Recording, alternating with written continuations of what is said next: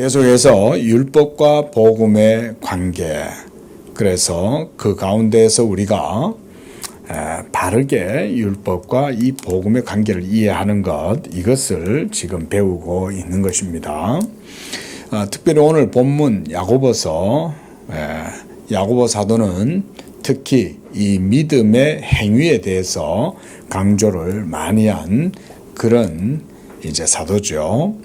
그러다 보니까 때때로 어떤 분들은 이 사도 바울의 로마서나 갈라디아서, 또 사도 바울의 이신칭의의 사상과 이 야고보의 이 행함으로 의롭다함을 얻는다 라고 하는 이런 표현이 서로 상충이 되고, 그래서 이걸 어떻게 서로 연결점을 찾지 못하고 그래서 반대되는 것이 아니냐 이렇게 생각하는 분들이 많이 있지만, 그것은 성경 전체의 문맥으로 맥락으로 보면 오해를 한 것이다. 제가 이런 말씀을 전에도 드렸습니다. 중요한 건 이것입니다. 자, 믿음이 살아있다면 이 얘기예요. 오늘 제일 마지막 절 26절을 보시면 영혼 없는 몸이 죽은 것 같이 행함이 없는 믿음은 죽은 것이다 그랬어요. 그러니까 그 믿음이 살아있는 믿음이라면 움직이겠죠. 그렇죠? 살아있으니 움직이는 겁니다. 그런데 그게 믿음이라는 거예요. 그러면 이 믿음이 살아있어서 움직일 때 무슨 행위를 하겠냐 이거예요. 바로 하나님의 말씀을 믿으니 그 말씀을 믿음으로 행하겠죠. 간단합니다. 우리가 맨날 이신칭의 믿음으로 의롭다함을 얻는다, 이렇게 단편적으로만 듣다 보면 믿음으로 의롭다함을 얻는다, 맞죠? 당연히 우리가 믿음으로 의롭다함을 얻는 거예요. 그런데 그거를 성경적으로 보다 깊이 있고 자세하게 좀 이해를 해야 되는데, 단편적으로만 이해하면 그럼 행위는 필요 없겠네, 이런 논리가 거기서 생겨난다 이거죠. 그게 아니죠. 예? 믿음으로 의롭다함을 얻는다라는 말과, 또 그러면 하나님 앞에서 그 계명을 따라서 행하고 살아갈 필요가 없겠네, 이렇게 말하는 건 전혀 다른 거죠. 그렇죠? 정말 산 믿음이 있으면 하나님의 말씀 따라 살아가려고 하겠죠. 왜냐하면 그는 하나님께 대한 산 믿음을 갖고 있으니까. 믿음을 갖고 있다 할지라도 연약한 믿음일 수도 있어요. 믿음이 완전 충만해가지고 정말 열의를 가지고 한다면 더할 나위 없이 좋죠. 저도 그러길 바라고 모든 성도들이 다 그렇게 되기를 바라요. 하지만 또 모든 성도들의 믿음이 또 그렇게 되기란 또 쉽지가 않아요. 한 번씩 하나님께서 역사 가운데 교회를 일으키시고 믿음의 증거들을 풍성하게 그 시대 가운데 부어주셔가지고 막 부흥의 열매가 맺히고 이런 경우들이 역사 속에 종종 있어요. 예? 영적 대각성 부흥 운동 이러면서 미국에 그런 부흥의 역사들도 있고, 그랬다 하지만 우리나라에도 없지 않아요. 우리나라도 1902년, 1907년 평양 대부흥 운동, 그걸 통해 가지고 이 참 조국 강산이 생명력을 잃어가고 국권도 상실하고 막 일제에 의해서 핍박을 당하고, 그렇게 해서 온 민족이 어떻게 해야 될 바를 모르고 있을 때, 그때 도리어 하나님의 성령의 은혜로 이 조선 땅에 생명력이 생겨나게 되고, 그것을 통해서 한민족의 정신이 다시금 살아나게 된 거죠. 저는 개인적으로는 늘 그렇게 강조를 합니다. 하나님께서 정말 어둡고 자유 없는 이 땅 가운데 성령을 통하여 생명의 능력을 불어넣어 주신 거죠. 1907년도에. 그리고 그 평양 대부흥 운동의 연장선상에서 한국교회가 계속해서 그 어려운 역경을 딛고 일제의 지하에서 벗어나고 또 한국 전쟁을 치르고 또 보릿고개를 넘어서고 그러면서 온갖 또 정치의 격동의 세월을 보내다가 민주화를 이루고 경제 성장을 이루고 지금은 뭐 엄청난 경제 발전을 이루었잖아요. 그뿐만 아니라 한국 교회가 그 과정 속에 또 많은 성장을 이루었죠. 이런 것들 속에서 우리가 저는 이 한반도에 하나님께서 성령을 통하여 그때 그런 은혜를 주셨기 때문에 그런 것이다. 저는 개인적으로는 그렇게 역사를 이해를 합니다. 자, 어쨌든 간에 살아있는 믿음이 바로 하나님의 말씀 따라 살아가는 거죠. 하나님께서 이런 축복을 주시는 거예요. 우리나라도 하나님께서 그런 영적 부흥의 시기들을 통해서 축복해 주시는 거예요. 축복. 하나님이 이 땅을 축복해 주심으로 이 땅이 완전히 좌절하고 시리에 빠지고 나라를 잃어버리고 세계 열강 가운데 완전히 찢어 발기가 져가지고는 이리 찢겨지고 저리 찢겨지고 사분오열될 수 있었지만 하나님께서 이 나라를 하나로 묶어주신 거죠. 붙들어 주신 거죠. 그 가운데 지금까지 하나님을 믿는 믿음으로 그래도 이 한반도에서 교회가 이와 같이 성장한 거 아니겠습니까?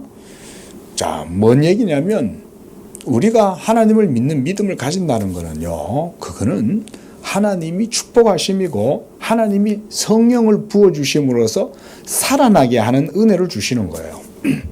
그래서 산 믿음을 가졌다면 하나님의 말씀을 따라서 살아가는 것입니다. 우리가 이 사실을 너무 상식적인 얘기인 거예요. 물이 흘러내려가는데 죽은 물고기는 물을 거슬러서 올라갈 수 없죠. 아무리 물이 있어도 물이 깨끗해도 물고기가 죽었으면 물을 거슬러 갈 수 없어요. 하지만 물이 홍수가 지고 풍랑이 쳐도 물고기가 살아있으면 그 흙탕물 속에서도 물고기는 확 뚫고 올라가죠. 어떤 역경을 딛고도. 그게 살아있는 믿음이다. 야고보 사도가 얘기하는 게 바로 그런 얘기예요. 그런 맥락에서 보시면 되는 거예요. 그러니까 사도 바울의 이신칭의에 대한 강조와 이 사도 야고보가 행함이 없는 믿음은 죽은 믿음이다라고 하는 얘기는 서로 다른 얘기가 아니에요. 한 믿음을 이쪽의 측면을 얘기하고 저쪽의 측면을 얘기했다고 할 수가 있어요. 하나님 앞에 의롭다함을 얻는 건 당연히 믿음으로 의롭다함을 얻어요. 또 믿음 그 자체로 무슨 행위가 들어가거나 거기에 어떤 공로가 개입되거나 또는 그 믿음 속에 인간의 어떤 자질이나 어떤 뭔가가 개입이 되어 있는 게 아니에요. 오로지 믿음은 우리가 지금까지 공부했듯이 하나님의 선물이에요. 하나님의 선물, 믿음은. 그리고 이 선물을 받았다면 그것이 하나님께로부터 난 믿음이라면 그 믿음은 말씀으로부터 난 믿음이다. 우리가 그래서 지금 17장 오면서 계속 이 믿음을 얘기를 하면서, 그렇죠? 네, 믿음의 성경적 이해를 추구를 했습니다. 그렇죠?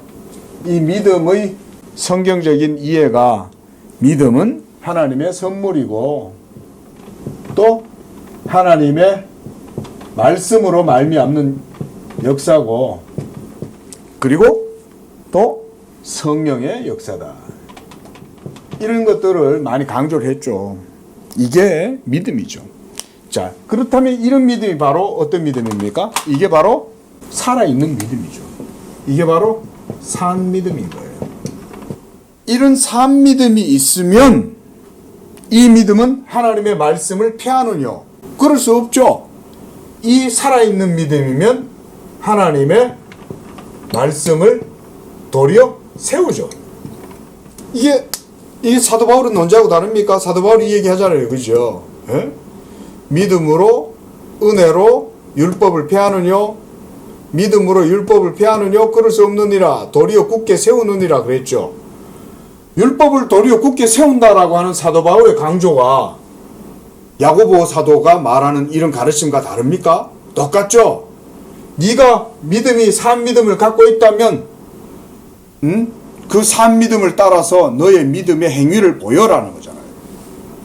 하나님의 말씀 따라 살아나는 거 아닙니까? 그러니까 오해를 하면 안 돼요. 야고보 사도와 사도 바울의 가르침이 전혀 다르지 않아요. 똑같아요. 우리 이렇게 이해해야 성경을 바르게 이해를 하는 거죠. 자, 그리고 지금 현재 이제 우리가 기독교 강요에서 칼빈이 지금까지 강조하는 바가 뭡니까? 이 믿음을 강조하되 믿음을 통해서 의롭다함을 얻는다. 이걸 강조했죠. 동시에 믿음으로써 의롭다함을 얻되 또한 믿음의 행위, 이 믿음의 행위의 가치도 하나님은 인정하신다는 거죠. 이거를 이제 계속 지금 칼빈이 강조를 하는 거예요. 칼빈의 이런 이중 은혜의 교리가 이제 기독교 강요에서 이런 이중적 은혜의 교리, 이거를 칼빈이 강조하게 된 이유가 뭐 때문입니까?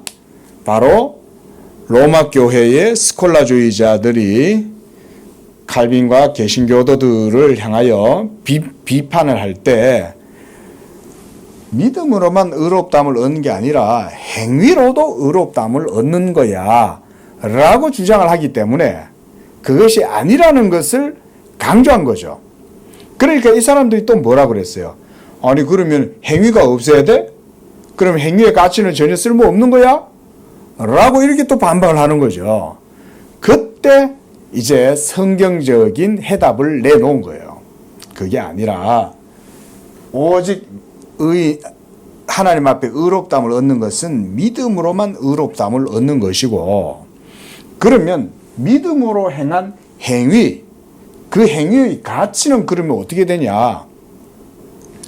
그래서 하나님께서는 믿음으로 의롭다함을 얻고 또 이 믿음으로 행할 때의 그 행위도 하나님께서 의롭다고 여겨주신다.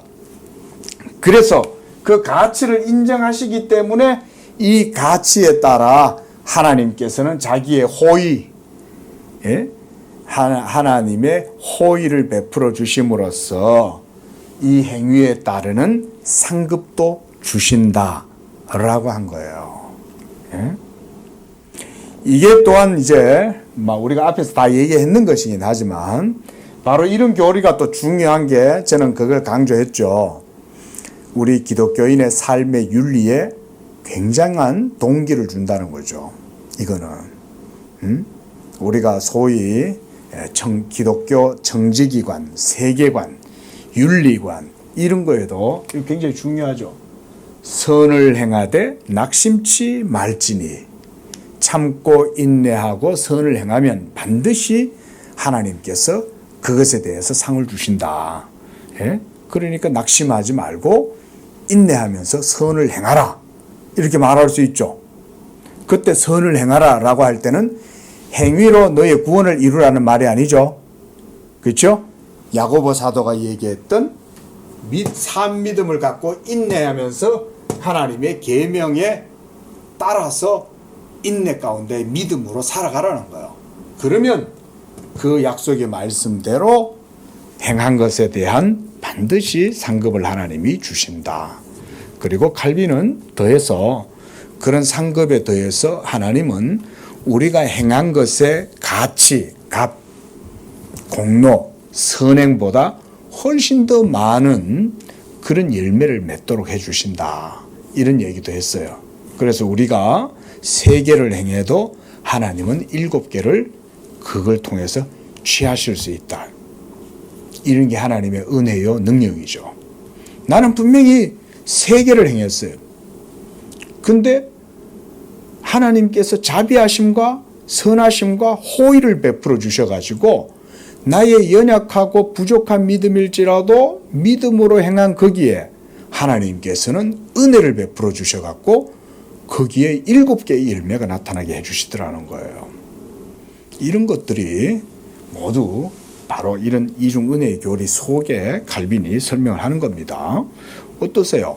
우리가 이런 믿음의 칭의의 교리를 바르게 알고 또 이런 것들을 제대로 알면 선을 행하는데 더 열심히 할 수 있겠죠. 좀 힘들고 어렵고 내가 좀 해놓고도 야, 내가 해놓은 것만 봐도 이게 너무 부족하다. 내 행위가 이게 과연 하나님 앞에서 이게 인정을 받을 수 있을까? 우리가 이런 생각 들 수 있잖아요. 선을 해놓고도 그래서 낙심치 말라고 하는 이유는 낙심하니까 낙심하지 말라는 거 알겠어요? 왜 낙심을 하겠습니까? 우리 자신을 보니까 낙심을 하는 거죠. 하지만 내가 믿음으로 행했다면 그 행위가 비록 연약하고 부족할지라도 거두시는 이는 하나님이시니까. 그러니까 낙심하지 말고 인내하면서 행하면 때가 되면 거둔다. 우리가 찬양도 그런 찬양이지 않습니까? 거두리로다, 거두리로다. 기쁨으로 단을 거두리로다. 믿음으로 여러분이 무슨 일을 행하든지 여러분들의 모든 삶의 처소에서 행하면 하나님께서 자기의 선하심으로 자기의 것을 거두신다. 우리가 이거를 고백해야 됩니다. 하나님은 자기의 것을 거두어요. 여러분들의 연약함 속에서도 하나님은 자기의 것을 찾아내십니다. 이게 하나님의 선하심과 함께 하나님 그분의 능력이에요. 능력. 자, 우리 이제 한번 오늘 텍스트 들어가겠습니다. 자, 17장 오늘 11절입니다. 자, 우리가 지금까지 제가 이제 설명을 했고요. 오늘 이제 7번째 시간이니까요. 그래서 지금 여기서도 11절에 야고보와 다름없이 바울 역시 행위가 없는 믿음을 상정하지 않았다 그랬습니다. 우리의 대적자들, 바로 스콜라주의자들이겠죠. 궤변론자들. 그들은 야고보가 정면으로 우리의 입장을 반박하고 있다면서 문제거리로 삼는다. 야고보는 아브라함이 행함으로 의롭다 하심을 받은 것이 아니냐. 또 24절에서는 사람이 행함으로 의롭다 하심을 받고 믿음으로만이 아니니라 라고 가르쳤다. 라고 이렇게 이제 이걸 인용한다는 거예요. 우리가 방금 야고보서 말씀에서 봤듯이 야고보 사도가 행함에 대한 강조를 한 건 사실이죠. 그런데 중요한 건 뭡니까? 이게 어떤 맥락에서 이 얘기를 하느냐가 중요한 거죠. 근데 이 사람들은 지금 요거 한 절 문자적으로만 요것만 가지고 지금 들먹이고 있다 이 말이죠. 예? 하지만 말씀드렸듯이 사도 바울의 이신칭의 사상이나 야고보의 하나님의 말씀에 대한 사상이 서로 다르지 않아요. 같아요. 결국 중요한 건 산 믿음인 거예요. 믿음이 살아있는 믿음.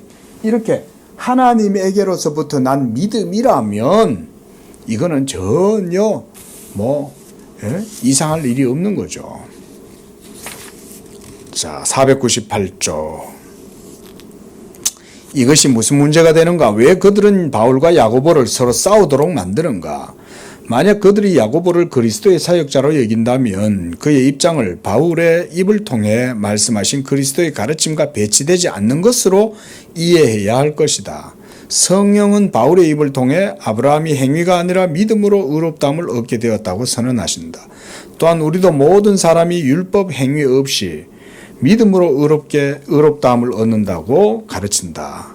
그런데 같은 성령이 야고보를 통하여 아브라함의 믿음과 우리의 믿음이 오직 믿음이 아니라 행위에 있다고 가르치신다. 성령은 자기 자신과 모순되지 아니하신다. 이는 분명하다. 그렇다면 야고보와 바울의 이런 부조화스러워 보이는 이런 본문들을 우리가 어떻게 조화롭게 볼 것이냐 이 말인 거예요. 그건 사실 제가 이미 이전 강독회도 그러고 지금도 그러고 제가 설명을 드렸죠. 야고보와 사도 바울은 다르지 않아요. 이렇게 보면 되는 거예요. 오늘 설명해 드린 요 정도만 보셔도 돼요. 자, 우리는 믿음의 의가 가장 깊은 뿌리를 내리고 견고하게 수립되기를 원한다. 우리의 맞서는 자들은 이를 뿌리째 뽑아버리려 든다. 그렇게 할 수 있다면 가장 만족스럽게 이길 것이다. 그러나 그들은 자기들 양심 위에 평온을 부여하는 것에는 별 관심을 갖지 않는다. 여기에서 우리는 그들이 믿음의 칭의를 헐뜯기 위해서 절치부심하면서도 양심이 공고한 터에 서서 지향해야 할 의의 목적에 대해서는 아무 단안도 내리지 못하고 있음을 알게 된다. 이러하니 그들이 자기들 좋은 대로 의에 대한 모든 확실성을 성공적으로 제거해 버리도록 내버려 두자. 그리하여 그 승리를 자랑하게 하자. 그러나 진리에 비칠 것들이는 이러한 승리를 주님이 허락하시겠는가? 그들의 거짓이 어두움을 들이우는 것을 그냥 두시겠는가? 하나님의 진리가 굳게 선 그 어느 곳에서도 그들의 이러한 시도는 아무 성과도 얻지 못할 것이다. 자, 먼저 지금 칼빈이 여기서 논적들을 향해서 이제 지적하고 공격하는 바가 뭐냐면, 방금 우리가 읽었던 그 문단 첫 번째 줄에 보면, 죄송합니다. 세 번째 줄을 보세요. 그러나 그들은 자기들 양심 위에 평온을 부여하는 것에는 별 관심이 없다는 거예요. 이게 무슨 얘기입니까? 평온을 부여하는 것에는 별 관심을 갖지 않는다. 이게 무슨 평온일까요, 이게? 한마디로 이런 얘기예요. 행위를 통해서 자신들은 의를 이룰 수 있다라고 과감하게 주장을 하지만 정작 자신들이 그걸 할 수 있습니까, 없습니까? 못하죠. 본인들이 율법 앞에서 행위로 의롭다함을 얻고 그렇게 하면 정작 자기들의 양심은 평온을 누릴 수 있을까요, 없을까요? 자기들의 양심은 평온을 누리지를 못해요. 그런데도 불구하고 거기에는 관심이 없는 거예요. 마음의 평안과 안식과 위로는 조금도 관심을 두지 않고 뭐에만 지금 진념을 가지고 집착하고 있는 겁니까? 행위로 의롭다함을 얻는다라고 하는 그 주장을 굽히지 않고 그것만 아주 그냥 붙들어 물고는 아주 그냥 질기게 그냥 물고 늘어진다 이 말인 거죠. 왜 그럴까요? 평온에는 관심이 없기 때문에 그런 거예요. 우리가 마음에 진정한 영적 평안과 위로와 안식을 어떻게 얻을 수 있습니까? 행위로 하나님 앞에서 그걸 누릴 수 있습니까? 누릴 수 없죠. 칼빈이 지금 논적들의 이런 불신앙적인 내면의 모습을 이렇게 지금 지적을 하고 있는 거예요. 그래서 그 밑에도 보면 절치부심하면서도 양심이 공고한 터에 서서 지향해야 할 의의 목적, 이거죠. 자기들의 양심이 분명하게 지향해야 될 것들에 대해서는 아무 관심이 없다는 거예요. 오로지 행위의 의만 강조를 해가지고 거기에서 어쨌든지 믿음을 물고 늘어져 가지고는 믿음을 무너뜨리려고 그러고 있다 이 말인 거예요. 그러므로 그 밑에 문단 마치 아킬레우스의 방패라도 되는 듯이 여기서 끈질기게 우리를 향하여 내밀며 위협하는 야고보가 전하는 말씀은 그들의 입장을 조금 더 지지하지 않는다고 나는 주장한다. 그러니까 이게 이제 칼빈의 해석인 거죠. 칼빈은 야고보의 가르침과 주장들은, 교훈들은 사도 바울의 이신칭의 교리와 배치되거나 부딪히지 않는다는 거예요. 상치되지 않는다는 거예요. 성경적으로 보면 동일한 사상이라는 거예요. 똑같이 산 믿음을 얘기하는 것이고 하나님 앞에서 이런 바른 믿음에 대해서 말하고 있다는 거예요. 그래서 이를 분명하게 조명하기 위해서 우리는 먼저 사도가 바라보고 있는 관역을 살펴보자.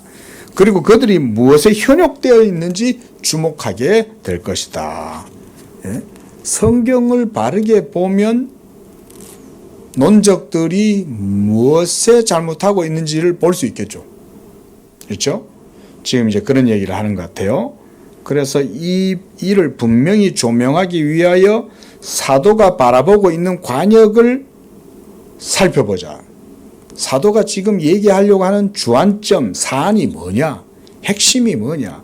사도 바울은 믿음으로 의롭다함을 얻는다고 얘기하고 야고보는 행위 없는 믿음은 죽은 믿음이다. 너의 행위를 보여라 라고 얘기할 때 그렇다면 이 둘은 서로 다른 거냐? 다른 게 아니라는 거죠. 그들이 얘기하고자 하는 점에 대해서 정확하게 주목해보자. 예? 그리고 이 궤변론자들은 무엇에 현혹되어져 있는가? 뭐에 현혹되어져 있는 거예요? 결론은 행위로 의롭다함을 얻을 수 있다는 이런 거짓된 자신감에 전부 사로잡혀 있는 거죠.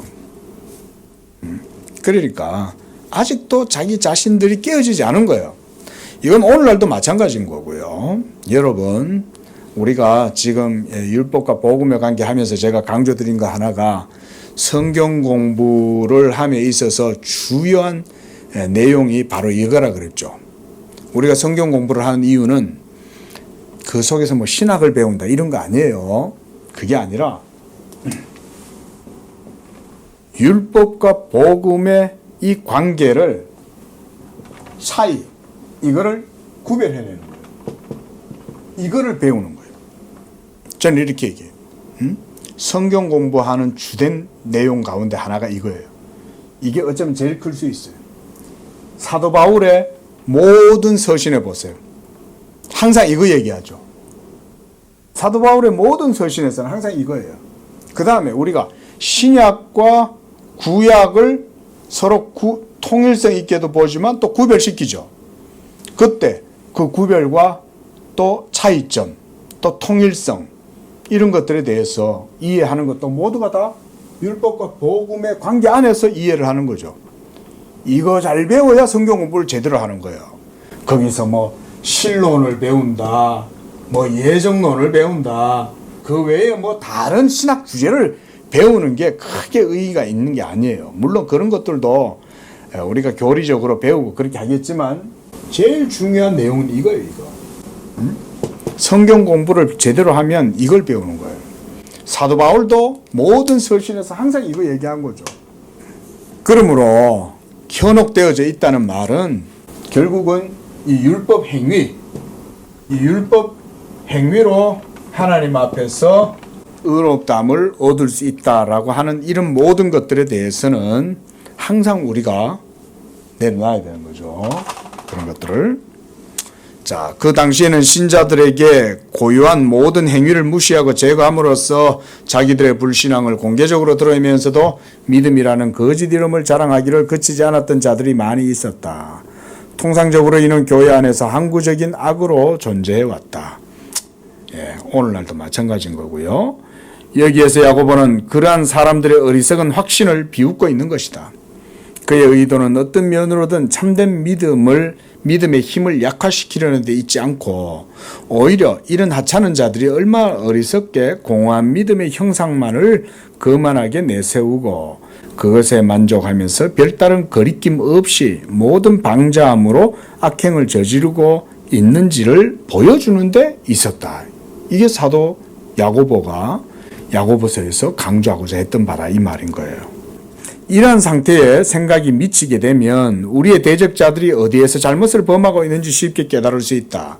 그들의 논리적 과오는 이중적이다. 하나는 믿음이라는 말에 다른 하나는 의롭다 하심을 받는 것이라는 말에 있다. 먼저 믿음이라는 말에 대해 살펴보자. 본문에서 사도는 믿음의 진리로부터 멀리 떨어진 어리석은 견해를 믿음이라고 부르기도 한다.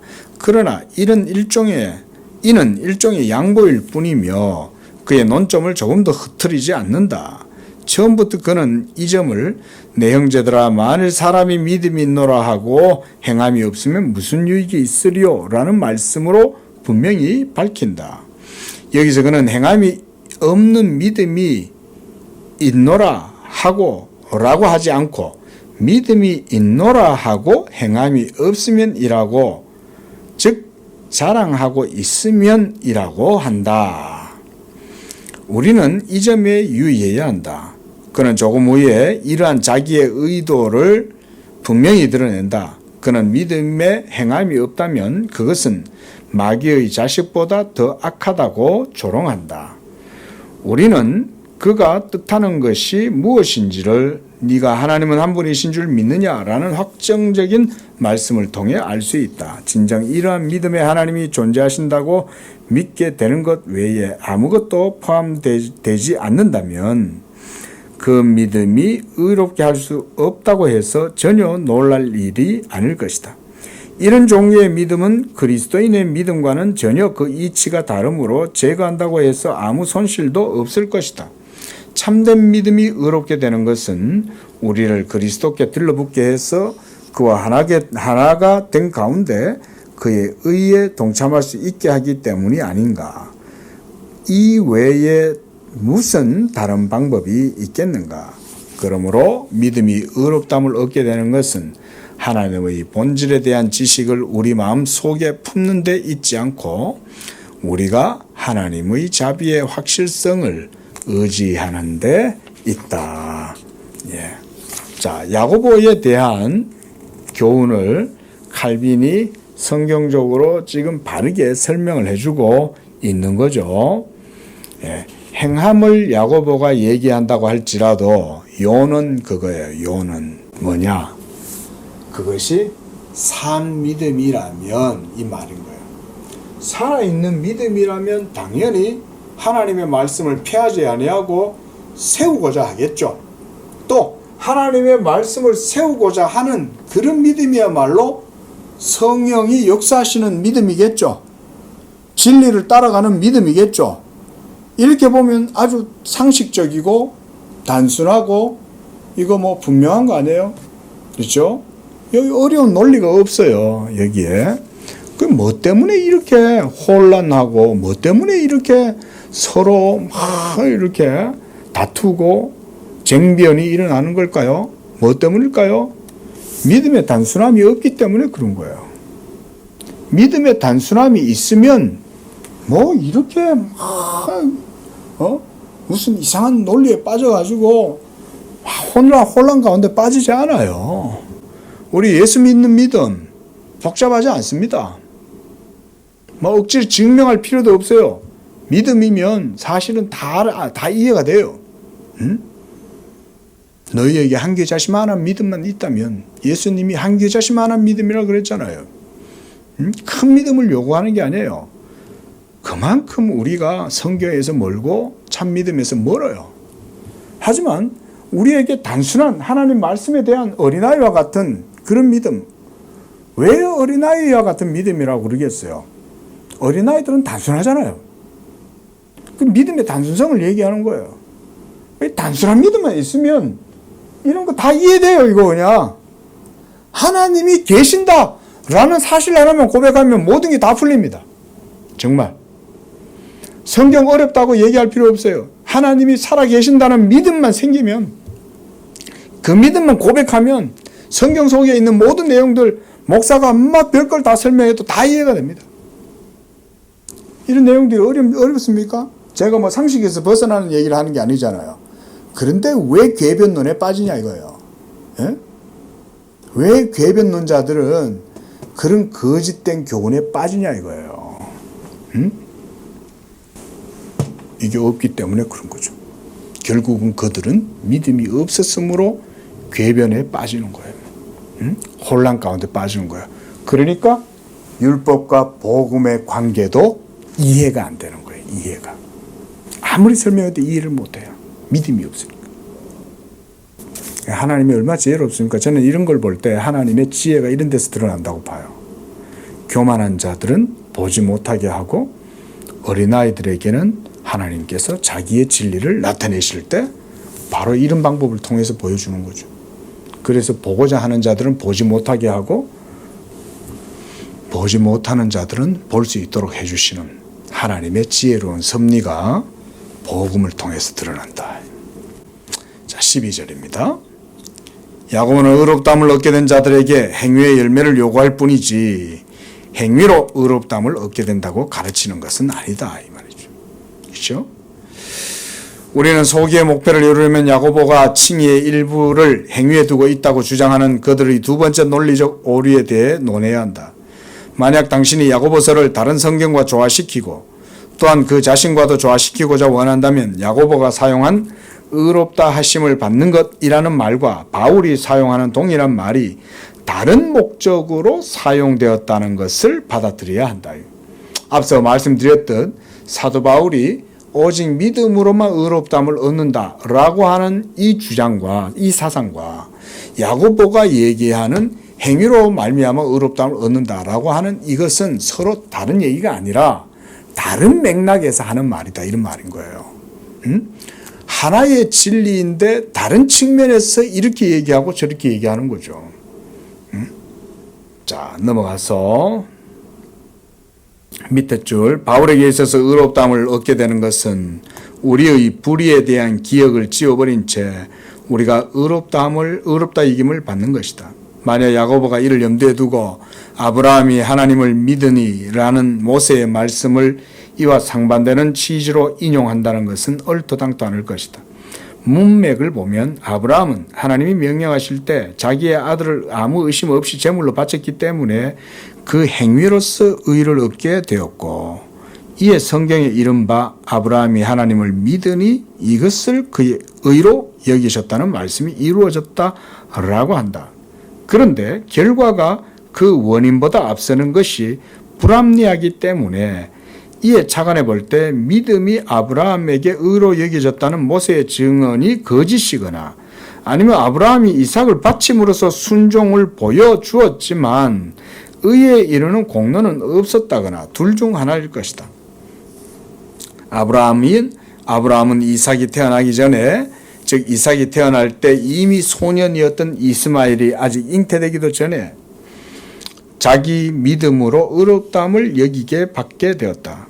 그렇다면 어떻게 그가 이 일이 있은 오랜 후에 뒤따랐던 자기의 순종으로서 의를 갖추었다고 말할 수 있겠는가? 이에 비추어 볼 때 야고보가 그릇되게 순서를 바꾸었거나 아니면 아브라함이 마치 의롭게 헤아려질 만한 가치가 있어서 의롭게 되기라도 한 것처럼 말하기를 원치 않았거나 둘 중 하나일 것이다. 그렇다면 무엇인가? 여기서 야고보는 의의 전가가 아니라 의의 선포에 대해서 말하고 있음이 분명하다. 자, 사도 바울은 의의 전가의 관점에서 칭의를 말하는 거죠. 그죠? 우리가 행위가 없지만 예수를 믿을 때에 예수가 이룬 그 의를 우리에게 전가해 주시는 거죠. 그런데 야고보는 다른 측면에서 말하고 있다는 거예요. 자, 그래서 그저 속이 없고 외관적인 믿음의 가면이 아닌 참된 믿음으로 의로운 자들은 자기들의 의를 순종과 선행으로 증명한다. 계속 이제 칼빈이 이런 얘기를 하지만 지금 제가 얘기했던 이런 맥락 속에서 이해를 하시면 여러분도 크게 어렵진 않을 겁니다. 그리고 바울이 행위의 도움 없이 의롭다함을 얻게 된다고 주장하는 것처럼 야고보는 여기서 선행이 결연된 자들이 의롭다 여겨지는 것을 용인하지 않는다. 야고보의 이러한 목표를 생각하면 모든 어려움이 우리에게서 사라진다.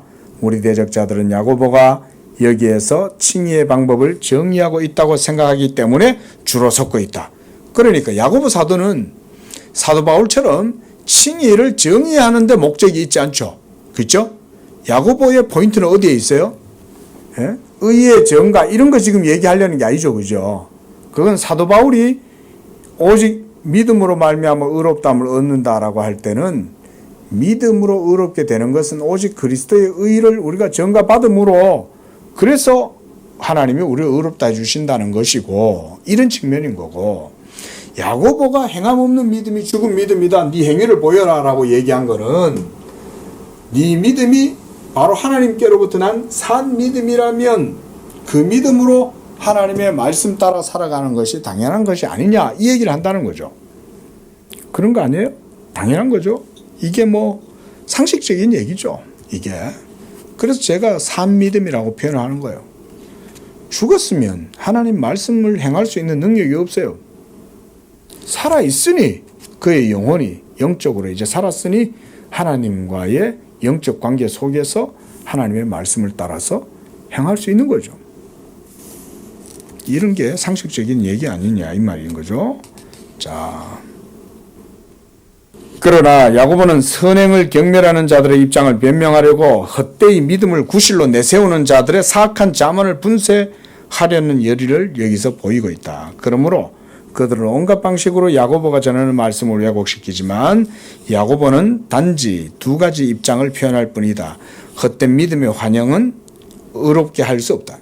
그건 산 믿음도 아니고 하나님께로부터 난 믿음도 아닌 거였던 거예요.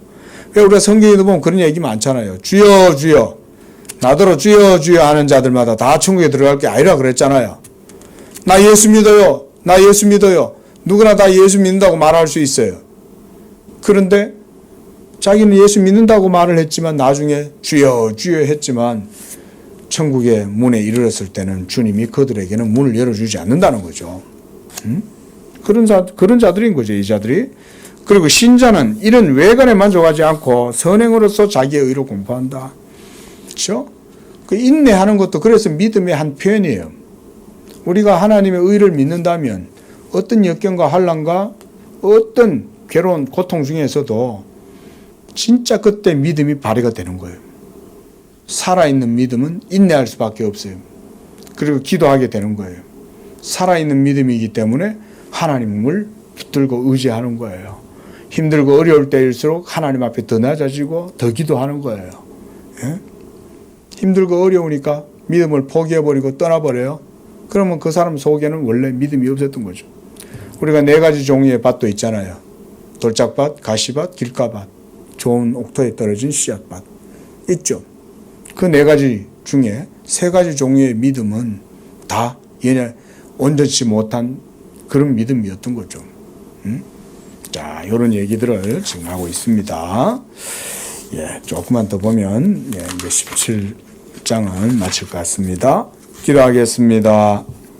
자비로우신 주 하나님 아버지, 우리에게 예수 그리스도로 말미암는 산 소망과 산 믿음 주심을 감사합니다. 그러나 우리가 이 육신을 지고 육의 장막 가운데 거할 때에 우리는 여전히 늘 육체의 연약함으로 인하여 하나님 말씀 행하기보다는 육체를 따라 행하고 이 세상의 것들을 쫓아 행하고 눈에 보이는 것들을 쫓아 행할 때가 너무나 많습니다.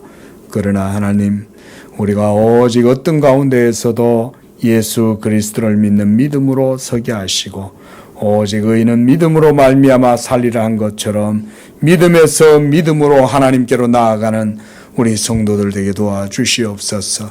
그러할 때 성령께서 도우시고 말씀의 은혜와 능력으로 역사하사 우리의 영혼에 늘 생명력을 주시고 그 생명 있는 산 믿음을 통하여 하나님을 기쁘시게 하는 그런 영적 온전한 삶을 살아갈 수 있도록 축복하여 주시옵소서.